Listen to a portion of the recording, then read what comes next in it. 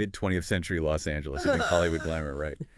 But underneath all that shimmer, there was this whole other world, figures operating outside the law. Definitely. And when you talk about that shadowy side of LA, one name just jumps out. Mickey Cohen. Right, Mickey Cohen. Kind of the quintessential LA gangster boss, in a way. Yeah, small guy, but casts a really long shadow, huge reputation. We've actually dug into quite a bit of material for this old news reports, accounts, even how he pops up in movies and stuff. Exactly. We want to get past the sort of gangster caricature, understand Meyer Harris Cohen, the real person behind the They legend. made him tick? Yeah.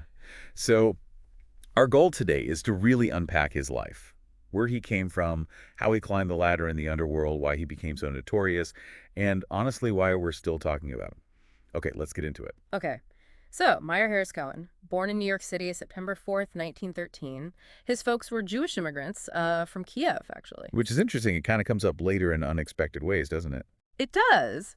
But the LA story really starts when the family moved west to Boyle Heights when he was just a kid. And you see hints of that hustle early on, even in Boyle Heights. He was selling newspapers, wasn't he? Like 8 years old? Yeah, corner of Soto and Brooklyn, which is Cesar Chavez Avenue now.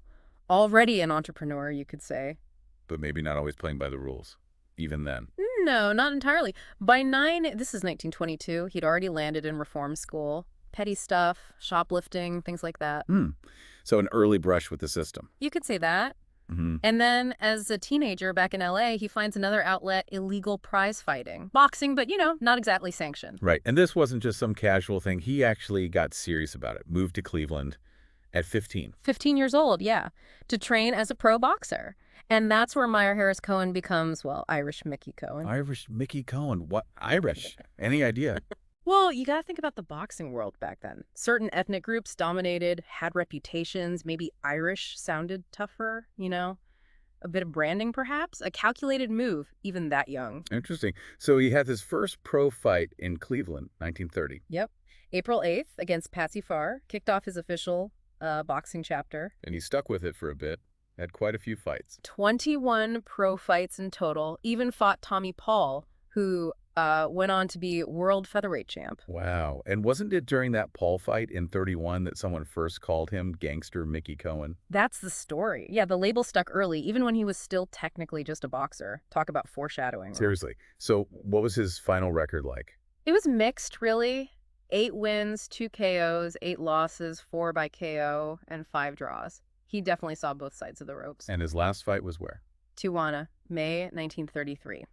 So by his early 20s, the boxing dream, or whatever it was pretty much over. Okay, so the gloves are hung up. He's already got this gangster nickname floating around. Where does he go from the ring? Well, those connections he made back in Cleveland start to pay off. He'd met Lou Rothkopf. Rothkopf, associated with Modellits. Exactly. Dalits was a big deal in Cleveland, involved in gambling rackets nationally. So Rothkopf was Cohen's way into that bigger network. And from Cleveland. He heads to New York, hooks up with guys like Tommy DioGuardi, Johnny Dio's brother, the labor racketeer, and Oni Madden. Big prohibition names. So he's definitely moving up, learning the ropes from serious operators. Then Chicago. Yeah, Chicago. Becomes an enforcer for the outfit. This is peak prohibition time. The outfit. Al Capone's territory. Right. And apparently he actually had a brief run-in or meeting with Capone himself. Imagine that. Young Cohen, Hal Capone. Wild. What must that have been like? Did Capone see something in him? Hard to say, really. We only have bits and pieces. But Chicago wasn't smooth sailing for Cohen either. What happened? Got arrested over the deaths of some gangsters at a card game. He got out, started his own gambling operations, even worked with Capone's younger brother, Matty. But then he had to leave Chicago. Yeah, seems he got into it with another gambler. Things got too hot, so he bailed, went back to Cleveland, back to Rothkopf. Okay, back to Cleveland. But Rothkopf now has ties to, like, the really big fish, right? Meyer Lansky, Bugsy Siegel. Exactly. And it seems Lansky and Rothkopf saw something in Cohen. Maybe just his toughness, his willingness to get things done. But Cleveland didn't have enough going on for him. Apparently not. So Lansky and Rothkopf basically shipped him out west. Los Angeles, 1939, to work for Bugsy Siegel. Ah, Bugsy. So Cohen arrives in L.A., Siegel's already making moves. What's Cohen's job? Siegel's muscle, essentially. his Yeah. enforcer. But he was also involved in the business side, too. Helped set up the Flamingo in Vegas. Right. Siegel's big Vegas dream. Cohen ran the sports book there. Crucial moneymaker. And he was key in setting up the race wire. The race wire. What was that exactly? Basically a private telegraph system giving real-time horse racing results. Huge advantage for bookies back then. Gave them the edge. Gotcha. So more than just muscle, he's involved operationally and personally. He got married around this time, too. We did. 1940. Married Lavone Weaver, who went by Simone King. She was a prostitute, which, shows the links between crime and the sex trade then. And the best man was? Yeah. Somebody unexpected? Yeah, William Stumpy Zevon. Yep. Father of Warren Zevon, the musician. Wow.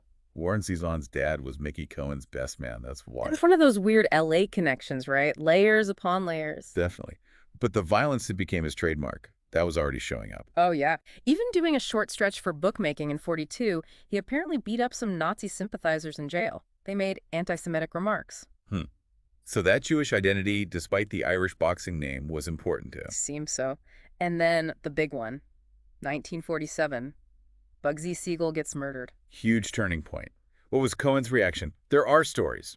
There are. One, maybe embellished, maybe not hard to verify in old news, says he went ballistic. Stormed the Hotel Roosevelt, firing shots into the ceiling, demanding Siegel's killers show themselves. Whoa. Whether it happened exactly like that or not, it definitely cemented his image, didn't it? Absolutely. Fiercely loyal, dangerously volatile, not someone to cross. And Siegel's death left a power vacuum, right? Which put Cohen more in the spotlight. Exactly. More attention from the cops who were already looking at Jack Dragna's crew, and more attention from rivals. Hence the attempts on his life. The bombing. Yeah, his house in Brentwood got bombed. That led to him turning the place into Fort Knox. Floodlights, alarms, guns everywhere. Living under siege. Which he kind of was. And he hired bodyguards, including Johnny Stompanato.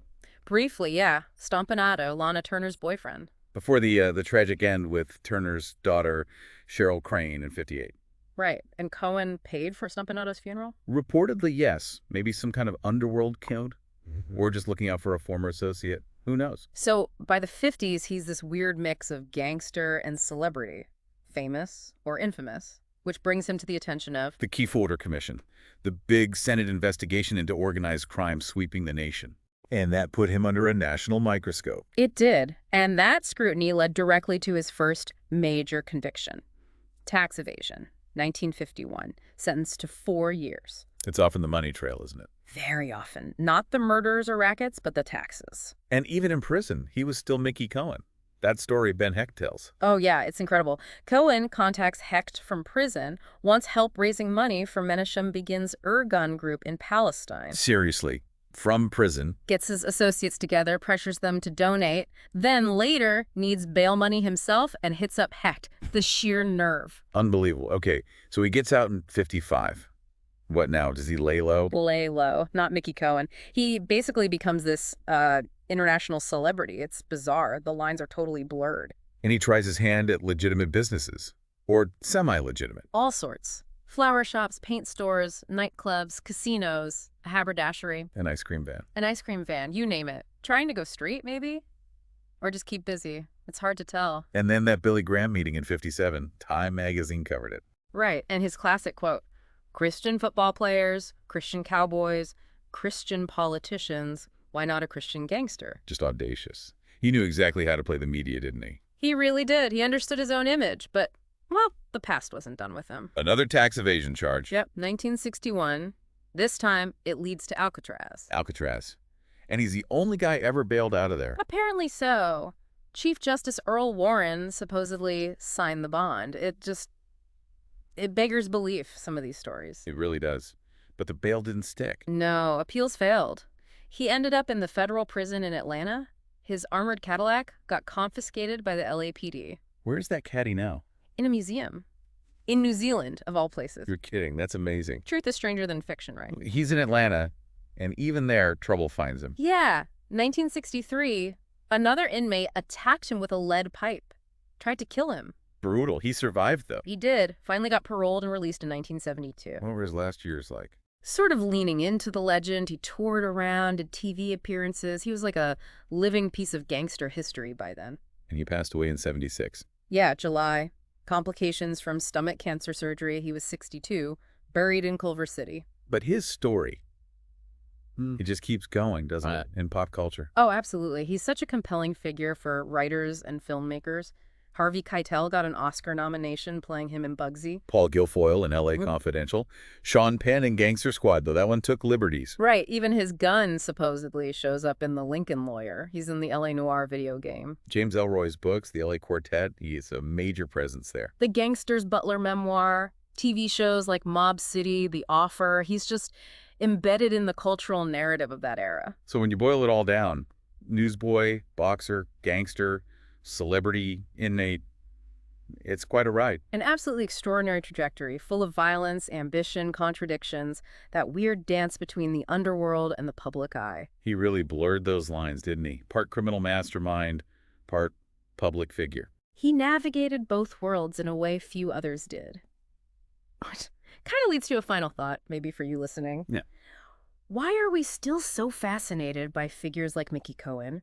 What does his enduring story, his constant reappearance in pop culture tell us about ourselves, about our fascination with outlaw, maybe? Or the American dream gone wrong. Or maybe just gone sideways. Exactly. Something about that ambition, that defiance, even on the wrong side of the law, it clearly still resonates. It's definitely something to think about.